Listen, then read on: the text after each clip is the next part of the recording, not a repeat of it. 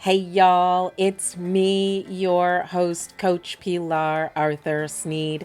Thanks so much for joining me here for another episode of The Last 10th. We are just about a week away from Christmas and New Year's. So I wanted to take an opportunity to wish each and every one of you a happy holiday season. I hope that despite all that we have been through in this year of 2020, that the holiday season is a time when you're able to connect with those folks, whether virtually or in person, those folks who bring you the most joy. This episode of The Last 10th is the last episode before the New Year's. We will take a quick break and be back here again on January 8th. So, in between that time, I will try. I know I said I would do it before. I'll try to put out a best of 2020 episode where we can hear some snips and bits from my favorite shows throughout this past year. And then rejoin me here again on January 8th. For today, I am super excited to welcome Verna Volker to the show. She is the founder of Native Women Running. We had a great conversation today about recommitting to your goals. We talked about leadership and what that means and how being a leader may or may not suit a person at any given moment in time, and how we grow into those roles.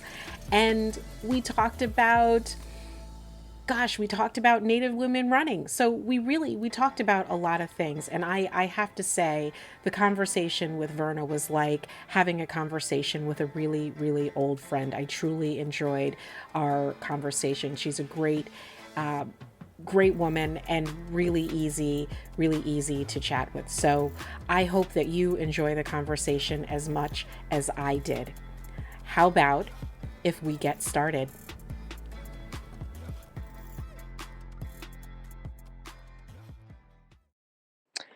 Hey y'all, it's me, your host, Coach Pilar Arthur Sneed. I am, and look, guys, I know that I say this every single week, but for real, I am so excited. Like, just my mind is like with excitement. I am here today with Verna Volker, the founder of Native Women Running. Like, I just could not be and feel more honored that she is here with me today. So, y'all, I have nothing more to say than that. Verna, welcome to show. Oh my, For oh my goodness, joining. thank you. Thank you for inviting me. I feel honored as always. So thank you. Absolutely. So, Verna, where I usually like to start is I really love it if people just tell me a little bit about themselves. So tell me about you and anything that you might like to share. Anything you'd like to share. Yes, well, my name is Verna Volker, and I'm going to introduce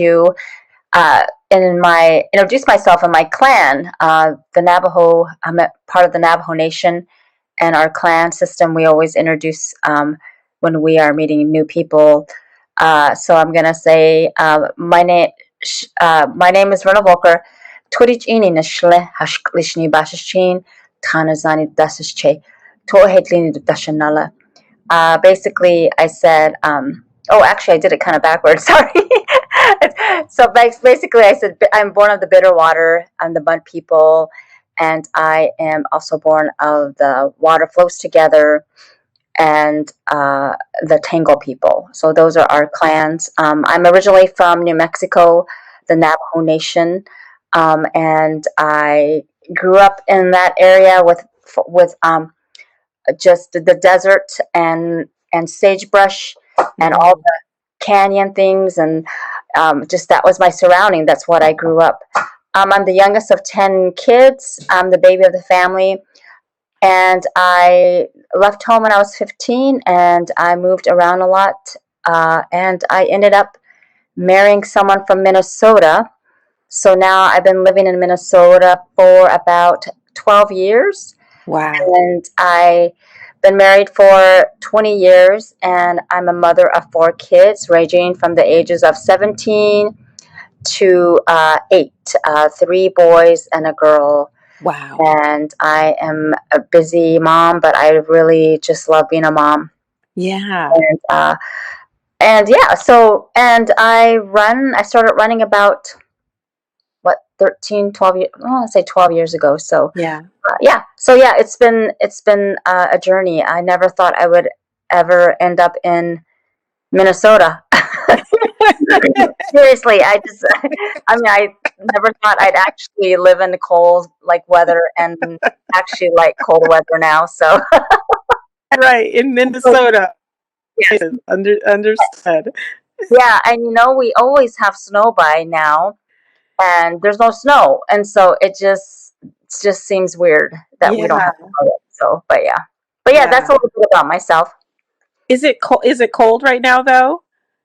I mean, for us, I mean, the high, it's been like 40, which is warm to us. Yeah. But by this time, a year ago, we had snow, and it was probably in like the teens. And so I mean, it's nice for running because I run all Yes. year. Yes. And so it's just doesn't feel like Christmas. So my kids That's are right. hoping it snows soon. Absolutely. Absolutely. So, you said that you are the youngest of 10 children. Yes. Wow. Yeah. Wow. We don't see families like that these days, so large. Both of my Yeah. parents come from big families, 10 and 13 children. That is like Yeah. so like Yeah. how like life growing up in such a huge family.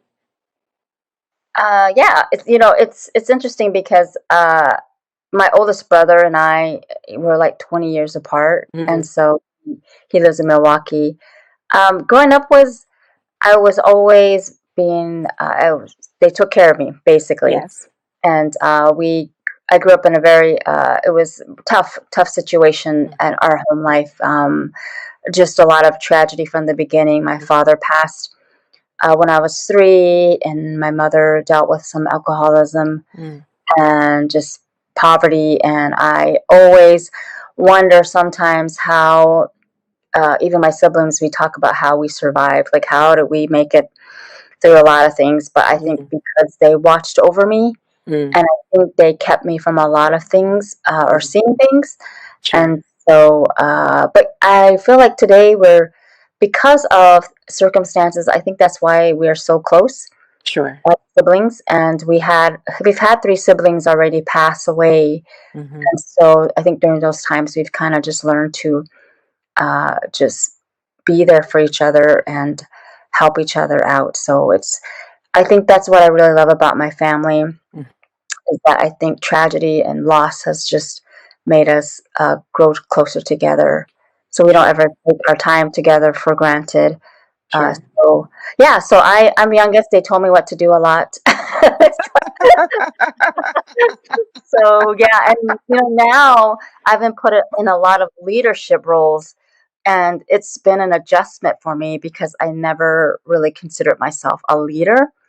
And so, when you're the youngest, you basically you're told what to do. And Absolutely. so I'm learning, even as later in my age, just how to do that and how Mm. to become a good leader. And it's okay for me to tell people, get help, and ask people, uh, not give them orders, but like just have that leadership of being a good Sure. leader and including people. And so that's been kind of a challenge for me lately, but I'm learning. Absolutely. See, I am the oldest of two, so I'm quite used to giving orders, and my challenge in I think it's a challenge for all of us, and for help, right? Like Yeah. I think this is Right. always a Yeah. challenge, Yeah. but I I have to learn to like bring it down a notch. Yeah. And I I, can't, you can't bark orders at everybody all the time. You can't do that. yeah, yeah, People don't appreciate it. and I'm such like, I grew up like really shy, like introvert. And so I've really had to get out of my shell. Mm, And I'm put in these positions where I'm really scared and nervous to be leading something. sure. And especially like with the coalition that I'm part of, the running and inclusion diversity coalition that I'm part Hmm. of. You have Allison, who's like major leader. These people who are running these running stores, and then there's me. It's just like, it's really intimidating to me. And so, but I'm learning how to do that and learning to be like, it's okay. You're gonna Yes. make it through. And so, Yes. but yeah, But you lead literally every day because you are an educator and yeah, you're a mom. So every day that's the role that you're filling. It's just that you're doing this in a different sort of a city yeah, with yeah. That's true. adults. Yeah, I would rather lead little kids. I'm not So gonna lie. I'm not gonna lie. I'm kind of with you on that, right? Like I find myself. It's so easy to talk to children, and yeah, kids. You're just like, hey, it's all right. I got this. right, right. So yeah, But but adults, it's like, I don't know. yeah, right. So yeah, so, Excellent, excellent. So, tell me a little bit about how you got involved in running initially. yes, I was always an athlete. Like I was the star basketball player, and that was my favorite sport. But I remember in high school, even junior high, I started when I was young, but just Hmm. always hating the running part of the sport. But somehow I excelled, but I never was one that ran. A lot of native people run, they start running when they're little. I just was never that person. So as life went on, I kind of ran like in college a little bit here and there, but it wasn't like I never fell in love with it. Sure. And then I ran this race in 2007. We were living in Nebraska, and I had two little boys then. And I just remember it was like a 2 mile race. And I thought I'm like, I'm going to run that. And just before that, my best friend had passed away. She got in a car accident. And so I thought I'm going to run in honor of her, even though she'd be like, why? She hates running too. She would have been like, why are you running for me? So my other friends were kind of teasing me at that time. She's like, she would be like laughing at you. Right, right. But I just remember running that race, and you had the option of a 2.1 mile and then the distance and then like a 5 mile. And I just Hmm. remember running, and like the 5 miler, like the point where we turn around, the 5 milers kept going. And I kept thinking, oh my goodness, who would run 5 miles, Sure. And I have a picture that I show on social media of me just like struggling, and that's Yes. how it was. And I kind of ran a little bit after that, but it wasn't anything that I really just got hooked on. And then like Hmm. 2008, I became pregnant with my third son, and we were moving to Minneapolis, and it was just, I mean, crazy. I think he was like 2 weeks old when we moved to Hmm. Minneapolis. And I noticed, I think one day I looked at myself and I was like, you know what? Really have, I think there was a lot of things, the stress of not finding a house right away, the stress of a preschooler, toddler, and a baby, and just moving just really stressed me out. So I think I turned a lot to eating. And I think one day of March of 2009, my family had come into town, and we had just finally, excuse me, got into a house. And I remember I ran with my sister, and I thought, you know what, I should start doing this. I really need to start take care. I need to take care of myself. So Hmm. from there, I just started running, because in Minneapolis we have such a great park system, where I started running around the trails, and I noticed a running culture here. I started running, and then I started losing weight, and then my Hmm. first race was like a half marathon. And during that time, I had no idea about training plans or PR or intervals or all those kind of terms. Sure. So Yes. I just thought, okay, well, let me run this, and I'll run here and there. I guess I could train for it, and I didn't. I think my longest mile was like 8. My long run was like 8 miles, and I Yeah. did finish that half mile, half marathon, and I felt really great after that. Like I could do it. It just really gave me a high, even though I had still was overweight. I just kept consistent, and then I just started running more half marathons, and Yes. eventually I lost like 50 pounds, and then Wow. I just started running. Started running marathons, and like around Chicago, and I realized, wow, I can actually do this, and it just really gave me self confidence that I've really never had, and more so, it was more for my mental, and kind of like this escape because I was a stay at home mom for a very long time, and so I was home with the kids a lot, and it was Mm-hmm. just like my out to do something and just to think about. And Mm-hmm. then I threw in another child, and so I had a Just one more. well, my daughter, she's the last one, and then it was like two years ago, I started thinking about becoming an ultra marathoner, and I did a 50K, and I really started loving trail running just because it was just something that I was never a fast runner, but Sure. trail running just I like it because it was just more relaxed.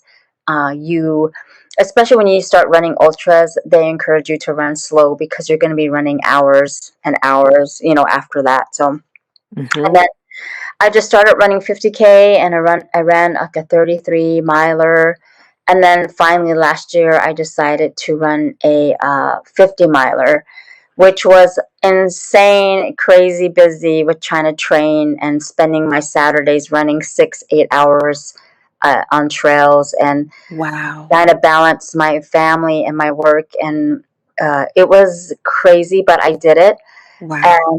and that was really something that really pushed me to the limit because you're halfway 25 miles and you're like, oh my goodness, I still have 25 miles to That's go. that's right. I'm just like, why am I doing this? But something happens to you where you just kind of you decide. Like, I think one thing I've learned in the last couple years was how mentally strong I was, because running is physical, but it's also mental. And I just remember my last couple miles running in the dark and with my Mm-hmm. headlamp, with just no one in sight, and just trying to finish this race. And that was a moment where I realized you can do this. A lot of just of that. So yeah. And ever since then, it's just all gone virtually, and my journey's kind of halted, I guess. Right now, I'm training for a half marathon, but yeah, it's been crazy. Do you even really need to train for a half marathon after you've run 50 miles, like literally run 50 miles? Do you need to train? Well, I feel like, because I have a coach I met through Instagram. He's from Sure. Germany, and he's like Sure. ultra marathoner. Yeah. For me, I feel like having a plan actually makes me work harder. Oh, Like, me too. like if I just run, it's like I ran 3 miles. But Me too. now, like, the last couple of weeks, I've been running intervals, and I've been running like the farlex, and pushing myself. And then I upload the run, and he gets it, and he sees it, and analyzes it. So Yes. it's kind of nice to have that accountability right now. Absolutely. Absolutely. I So yeah, agree. that's how it goes so far. I So agree. I agree. I mean, I asked the question sort of like facetiously, right? Because my husband says the same thing to me. He'll say, and other people have said it too. Oh, you could run, a half marathon like in your sleep because you've run marathons. Like, what do you need to train for a half marathon for? Like, look, I'm not a get up and just go out and run kind of a person. right, That's just right, not the kind of person that I am. I have to like some people could just go and do it. I have right, to literally put in hours and hours and hours of right. I mean, I know other runners do too, but like it just is not something that I feel is it's not unnatural, but Yeah, if I just stop running, it's going to hurt and it's going to hurt a right, lot. A lot. right. Yeah. So yeah, that's just how it is. That is so, so, so amazing to me. Just amazing. And like, I like the way that you kind of phrased it. You're like, so then I just kind of decided to like run a marathon, you know. And like during that time, this confidence built like in me because I was like, if I can do this, I can do this. It was just this confidence that just slowly took place where, it made me just running a marathon was just like such an accomplishment. So, yeah. Absolutely. Agreed. Mhm. Agreed. Very much so. So tell me a little bit about like some of your experiences running on the roads, and then also when you were making that transition to trail running, being a native runner, and how that kind of inspired you to start Native women running. Yeah.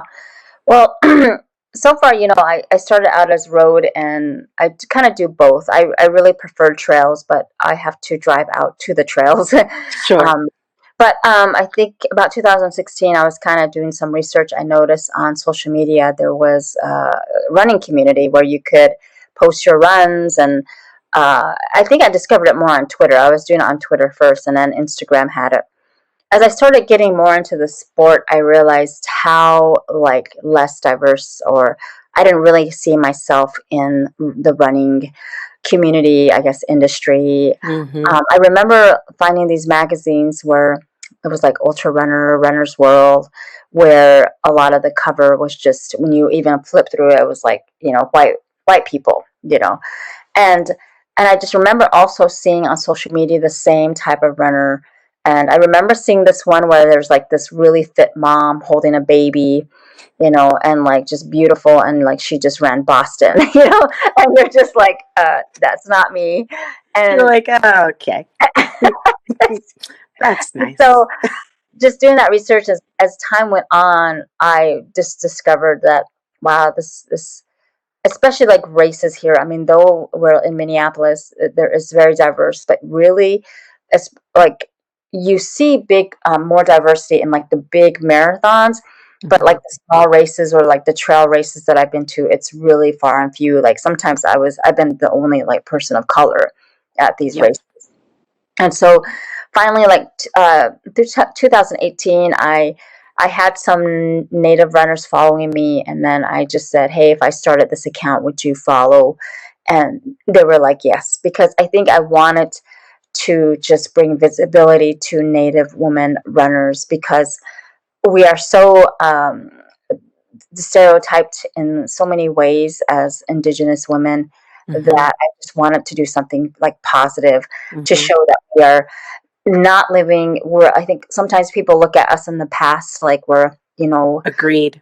yeah. And so it's like we are alive today, and Native women are doing amazing things. And I wanted to build I wanted to build a community and a place where people can be motivating and encouraging, because we have to always have to fight these things of like, well, we're not costumes, we're not a mascot, That's right. That's we're right. real people. And so I think my running has kind of developed into that, and wanting to always encourage. I love encouraging women. I love bringing Native women together. And I think because I struggle so much, and I always think about the little people who don't even get a chance Hmm. to be celebrated, and I just want everyone to be celebrated. And that's how it's kind of formed. Hmm. And I think I've been more thankful for how it's developed as a virtual community, especially with the pandemic. I mean, I do a Yes. few like in-person runs, but it's been really far and few. And just with the pandemic, it just makes it a little bit difficult. And so Absolutely. the virtual community has made it much better, uh, just to encourage each other and encouraging everybody to run where they are and being very careful. And so I'm thankful for what it's become, and I always tell this. I always remind these women that I started it, I founded it, but it's not me. It's we. We did it. Absolutely. They did it. It's because of them. That's why it has grown so much, and I'm thankful for all of them who who continue to share their stories. And that's basically what I do, is I just share their stories and their Absolutely. journeys, and I don't have any kind of a sugar coatedness. It's just like, Sure. here Sure. is so and so. She did this and she did that, and celebrating, and that's all Absolutely. I do. So Absolutely. Something that you said that and that you say often on your own page, just in terms of like, we're living people that right. I often feel as a Black woman that, and speaking to the stereotypes issue, that there are so many stereotypes that are heaped upon us and heaped Yeah. upon just women in general, right? So Yeah. Mm-hmm. I, I'm an artist by trade. So I Mm-hmm. created a piece that was in response to, right, like, I don't know if this has ever happened to you, but like going someplace, like there was this one particular time I'm walking down the street and this woman, she's like literally looking at me like,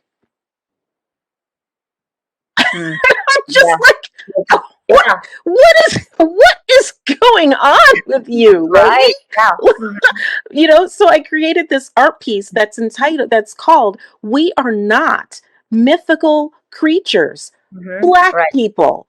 We're Mm-hmm. living, breathing human beings." And Exactly. so what you say resonates very deeply with Mm-hmm. me, Right. because I agree with you 100%. Anytime that you see an Indigenous person represented on the TV, particularly in America, Yeah. it's within the context of the Old West. Right. Mm-hmm. True. And, Yeah. the medicine woman, the mythic, Right. the mythic spiritual person who has, the woe way, and all of those things in any given situation, but you know Yeah. Mm-hmm. only one aspect of Exactly. Native people. Right. Mm-hmm. Yeah. So it's frustrating at times, but that's why we're here. We're here to educate others about that.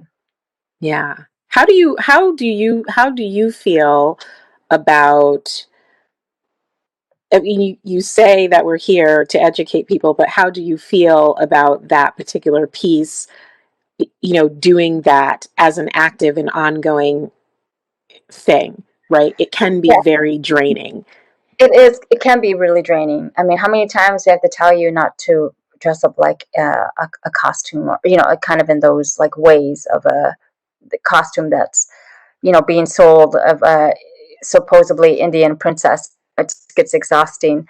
I think I it does get exhausting at times, but I really respond well when people really want to truly know and Mm, want to know about it and want to reach out to us, because that's what I really ask right now, especially during mm, this time, is that you need to listen to us. You need to listen to our perspectives. You need to seek us out. mm, Um, and we are still alive. And I mean, that's what I love about Native Woman Running, because each woman is on a different journey, mm, and their stories mm. are so rich and beautiful that I hope that people try to seek them out and say, wow, she has such a great story. I want to know more about her. Absolutely. So, yeah. Absolutely. I mean, that's why we're here. Yeah, right. because I really, a lot of the things that you say on your page, they're just things that really, they speak to me, and that I feel very connected to the things that you say from my own personal experiences. Yeah. And so I feel like there's that as an opportunity as well, in that although we come from different people, we have many of the same Mhm. experiences and connections, and we can build a community um, along those lines. Yep, yep, so true, yes. Yeah, yeah. So tell, excuse me, tell me what inspires you. What inspires you? Um, I think so many things. I'm more inspired by the people who are in the back of of a race. Sure. People who are really trying. That's what really inspires me. Oftentimes in the running world, we always see the runners that are excelling and the runners that are doing these amazing things. And I really just am inspired by those people who are really out there trying. And I Absolutely. love hearing those stories of them. And when I even watch, when races were going on and people who are at the back, you just want them. So you just want to be there for them and to encourage them. I'm Absolutely. inspired by them. And I think too, I am inspired by just many things, like a lot of the stuff that motivates me or inspires me is my daughter. And she's Mhm. only 8. Half the time she's like, what are you doing with Native woman running? you know because my hope is that someday, I don't when she gets older, she doesn't have to worry about things like I would have to, or that Sure. the whole, like, the stereotypes will be gone, and that she can just be confident in who she is. And so yeah, so I get inspired by her, and uh, just those people who struggle. And especially, I think, because me not being a runner, and oftentimes I still struggle, that Mm. I feel for those people. Like, I know, like, I was that person who never thought she could ever run an ultra 50, like, Right. I just I never thought I would do that. And I just want to tell people it's possible, you can do it. It's like That's right. like Yes. their best fan and just supporting them. So Absolutely. So, circling back to this Ultra 50, yeah. what made you decide that that was something that you wanted to do? Like, where in your brain does Right. the click, 50 miles? Uh, yeah. When you become like an ultra, like, my longest run before that was like 33 miles. You kind of start to think, okay, what can I do next? What can I do next? Even next, so, like, after I finished my 50, people were asking me if I was going to do 100. Oh my I'm just like, goodness. because then people do that. Uh, so yeah, I think it was just, um, I feel like, since I started running longer distance, it was more of a mental kind of strength that I started to develop. And so, in my mind, I kept thinking 33 miles is my longest. Oh, I can add, I can add some more miles to get 50. And so Sure. I think just the encouragement from my coach, who is an ultra, uh, just saying that you could do it. Because during that year, 2018, my first 50 was planned for that April. And because it was here in Minnesota, Mhm. it ended up getting canceled. Oh no, because of the So, snow. and I mean, I was training in a foot of snow. I trained on ice. I mean, I ran 20 miles on ice with my yak tracks. I Wow. I ran like 6 hours in like a foot of snow, and I ran in a snowstorm on trails. I mean, I worked so hard. And so when that race came along, it was canceled. It crushed me. I bet. I was like, how am I have no time to do this anymore. So then I was looking online, and I think everybody from that race was looking online, like, what can we find here? And then That's right. there was like a 50K schedule for, like, I think it was the end of April. So I started, okay, let me do this 31 miler. It'll be kind of a training run, because 2 weeks after that was a 50 miler that I found in Wisconsin. Wow. And then, so after I did that 50K, well, during that 50K, it was out like in Wisconsin, in the middle of nowhere. I just remember, Yes. I'm like, okay, this will be a training run. I ended up like kind of spraining my ankle, and Mhm. I finished that race. I What? Oh, it was stupid. Like, what am I doing? It's just kind of one of those things, like, just Things run things it off, runners say, "It right? was really dumb of me to just keep going." We've all been there. It's like run it off. So I remember that race. I finished it. And then I was gonna drive to, like, Wisconsin, because I had this 50 miler that I was gonna do. And by then, it was just one of those things where I thought, I can't travel to this race alone. because I was thinking, oh, I'll go there, find a place to stay. But I, my coach was like, well, are you going to have someone going with you? I said, no. And that was kind of one of those things where I was like, you know what? It's just not meant to be. So I Mm-hmm. ended up not running. And I was really just like kind of discouraged because I did all that training. Yes. And then, yeah, and then I just waited, and then a race came, and then there was one that was scheduled for like October 19th, and I trained for that. And so it was kind of one of those things where I went through all these things to finally get to that 50 miler, and that was an accomplishment in itself Yes. to get there. And so that's why I pride myself on that, because it wasn't like, oh, I Absolutely. ran this 50 and it was great. It took a lot of things for me to get there, and it was such an accomplishment when I went through that, like, finish line at Absolutely. 8 o'clock at night in the dark. Absolutely. So yeah, that was Absolutely. kind of my crazy journey. Wow. Wow. So Yeah. like how did you get over like that hump of, okay, now I sprained my ankle. It's probably not a good idea that you know what I'm saying? Like, how did you get through that? Because that isn't really easy. You could easily have been derailed from running altogether. Yeah, my journey in the last couple years has been hard. I mean, I have had health issues, I've had injuries, and it was just one of those things that really humbled me. Like, I can't control this. Um, so it was just, I think, a determination. Like, I can get past this, and because I'd already had these like things happen to me just in my past, and I just had to wait it out. And so I think it was just one of those things where that determination of like, I am going to do this by the end of the year, Yes. and that's how I was able to accomplish it. Absolutely. Absolutely. Awesome. Awesome accomplishment. Very awesome. I think, and my brain is kind of turning its wheels and wanting to do an ultra. I said to my husband, I'll be turning 50 in next year. I'll be turning 50 December. And I was like, so Yeah, for my 50th birthday, for my 50th year of life, I might like to do a 50 miler. And he was just like, how yeah, about you do a Ragnar? yeah. Right. How about that? Yeah, He's like, where are you going to train for a 50 miler? Like, where are you going to train for such a race? I yeah, don't know. I'll figure it out. I don't know. right. I know, the crazy goals that we have. Yeah, yeah.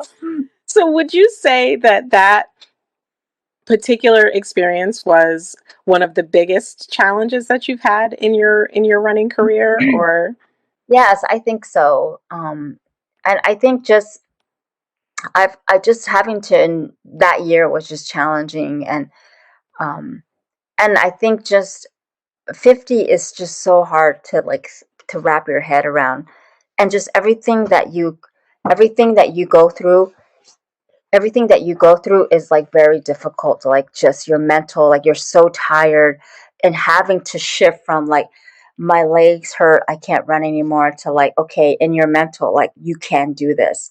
And I think that was just, I just remember at one point crying because I was like, mm, how can I do that? But I had such a great crew. mm. One of my crew members, she was like a yoga teacher. And so she was like like the first, I had to do like three or four loops of this like trail, this course, like this race. And like the first 5 miles is just up. And so it was like you're going up and you're going down for like 5 miles. And Yes.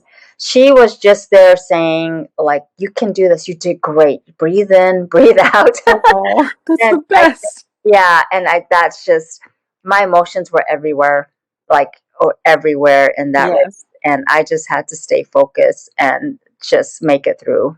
Yes. So it's basically marathon running times two. Right. And it's, Because this is a marathon, like everything you're describing. It's basically like you run one mhm, marathon and then you get done with that. And then you're like, okay, I'm halfway there. yeah. Okay, so great. I got another marathon to do and I'll do that.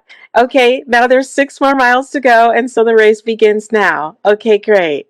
Right, right. And and one of the things too is I really had to pay attention to my hydration, my food, what I was eating on the hour. I mean, my coach was like, every hour you should be taking this. And so that was too in your head, like, okay, I gotta make sure I eat, I gotta make sure that I am having the electrolytes when I need them. And Hmm. yeah, so that, you include that with that mental and the just the distance. And yeah, it was a lot to think about.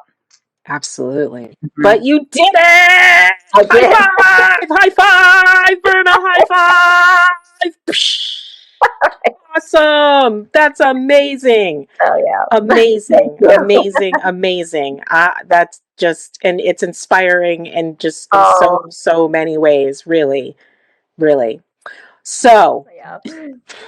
anyway, so what would you say is the thing that keeps you engaged in running? Um, that you stay engaged in the sport every day. You keep coming back for more. Yeah, I think just like so right now, since I've had to be teaching from home, I've been waking up early to run because that's what I really like is I like running early. When I was at school, I was running like I didn't have time to run in the morning, so I Mhm. would do it like when I got home in the afternoon, which I hated. Like when you like wait all day and then you're so tired you have to run. It's just not fun. I So know. I got to run after this. I'm going to run after yeah. this. Oh my gosh. So so recently, just in the last couple of weeks, I can run in the morning, and that's been really, really good. I think too, for me, it's just been my mental. You know, I'm just a lot. I'm under a lot of stress. I'm doing a lot of things, and I feel like it's my escape to just be alone or listen to a podcast or Mm, just like Saturday is going to be a long run, and I just enjoy listening to a podcast. And especially during this pandemic, my goal was always to keep running no matter yes, what, just to help me feel better. And as you know, running just makes you feel better. You feel so much better absolutely. mentally. I don't feel like I'm yelling at the kids too much or my own kids. And sometimes they'll say, you got to just go run. So I think Did that's, you run today?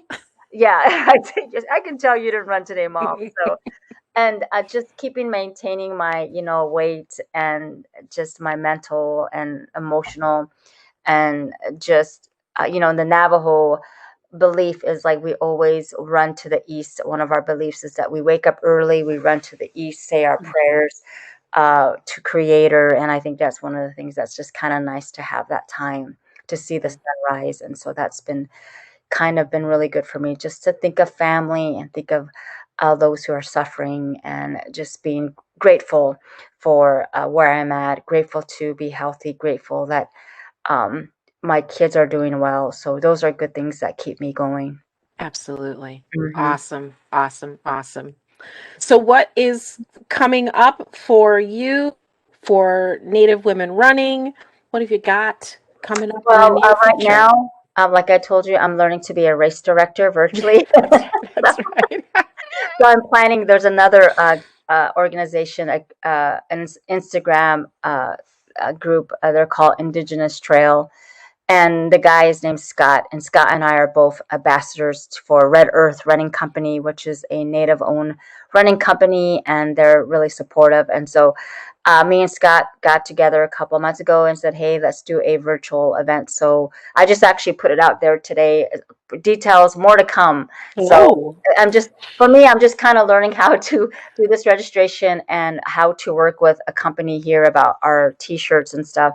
So that's sure. kind of coming up. And one of the things I'm very passionate about is with Native women running is safety, Yes, especially with the missing and murdered Indigenous woman crisis. yes. And I am very careful how I approach that, and I'm also make sure that I use my platform in a positive way. And one of the things is just the partnerships I have with safety, like Go Guarded, which is they have like the serrated ring that you run with. And I'm going to be having a virtual like self defense class coming up at the end of January. Amazing.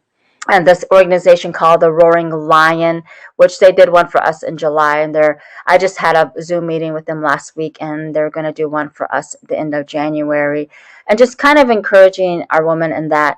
And then I usually try not to plan too much stuff, because I kind of like am one of those people where, you do one great thing, you keep that great thing going. And so, like on May 5th, we'll do the Missing and Murdered Indigenous Woman virtual run, Yes. which will be our third year, and just supporting and giving donations to an organization that works specifically with this crisis. So, It's all good. so yeah, as I was saying, just like with Native Women Running, just that partnership of having just being safe. And so that's one of the things that I think a lot of people bring a lot of awareness, which is really great. But I'm really looking at a other side of approach of prevention of how we can be safe, especially during this time with many of our. I encourage everybody to be running by themselves and running alone, and so I just encourage everybody to just take precaution as they run. So that's kind of. Absolutely. Mm-hmm. Absolutely. And the other organization that you were talking about, the run that you're doing on May 5th? Yeah, the May 5th. That's the other virtual run I'll be having. Oh, okay. Great. Awesome. Awesome. I personally look forward to being a part of both runs. Oh yeah, So, yes, for sure. yeah. Really great. Awesome. So, Verna, if you had advice that you have ever been given, if there's advice that you've ever been given, or advice that you would like to give, what would it be? I think just, especially those who struggle with running, that just take your time. That Mm. you're not going to accomplish these things like in a day or a week. It's going to take, it could take years, like That's, me, that's right. but it's going to be a lot of patience and a lot of perseverance. And I always tell everybody, if I can run, you can run. And so Absolutely. I just really encourage people never to give up, that it's okay to be slow. It's going to take time. And once you see how long, like this, even though it just seems like forever, you're going to see great things at the end. It's going to be worth your time. It's going to be worth what you're doing. So, yeah, so that's kind of one of the things I really try to give advice to people. Like, you can do it. It's going to take time, but you're going to do awesome. Absolutely. That is great, great advice. Really great. Awesome. Verna, thank you so very much for joining me on the show today. It really has been my honor and my pleasure to chat with you. Oh, thank So, you. It's been fun, thank and you. I'm sorry about the interruptions. It's all good. It's all good. Technology is a beautiful thing when it Right. works. And when it doesn't, Yes, right.